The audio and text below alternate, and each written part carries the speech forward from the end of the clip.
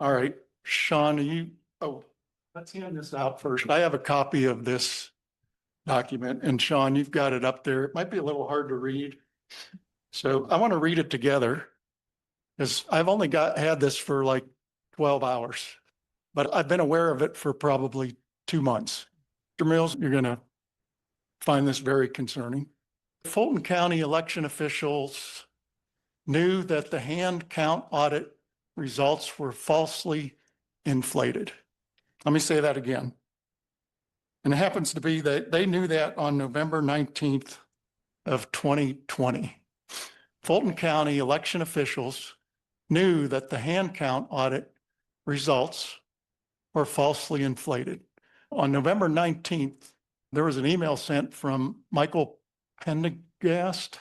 He sent the email to Miss Nadine Williams, who I think was the deputy election director, and Richard Barron, who was the election director. In that email carries an attachment. I'm going to go through that attachment in a few minutes. You're going to be amazed at how much this matches my report and the governor's report. Case 2021-181 confirmed that 6,691 fictitious votes were added to the hand count audit results, but were never corrected. I want to backtrack for a second to the governor's letter.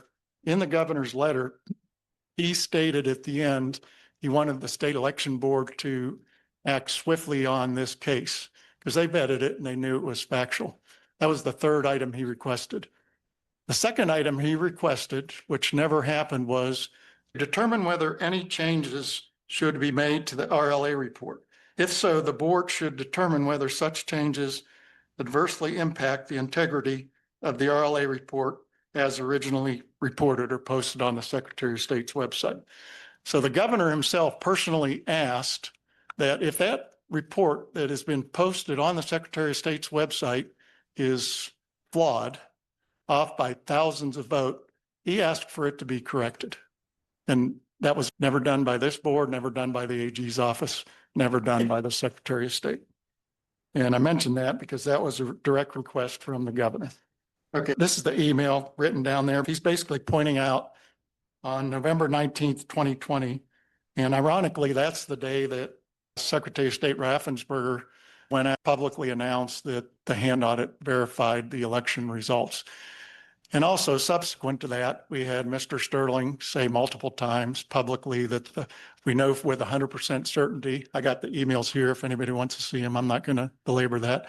He said, we know with 100% certainty that the hand audit was accurate and did not double count ballots. I got 5 emails from Sterling saying the same thing. So Fulton County knew about this. All right, let's go to the numbers and then I got a question. So go to the last page. You're going to be amazed by this. This Mr. Pendergast, he didn't have the report as long as we did, but he found 13 errors. We found 36 errors. So this morning on the drive up here, I went and matched the governor's errors, which equaled my errors, to Mr. Pendergast errors. So for example, the governor and Mr. Rossi error was number 2. Then on the first line up there. Scanner 1, batch 18, Trump had 26 votes, Biden had 72 votes. That was a duplicated count. Error number 3, Scanner 1, 25, matched exactly what we had, the governor's team and myself, and Mr. James, 21 and 71, and so on and so forth. Go down to the last one, error number 33 from the governor's report and my report, 37 votes for Trump and looks like 178 votes for Biden. So just the one with the dash on it, just so you know, that's one I didn't have. So maybe there were 37. I must have missed one. I got 36, but apparently he found one that I didn't have, the one that says 3 and 92. If you add those up, and then again, this is for only maybe 25% of what the governor's team reported and what our team reported. This had 1,316 duplicated Biden votes and 339 duplicated Trump votes. So what is that? Almost 239 or 339?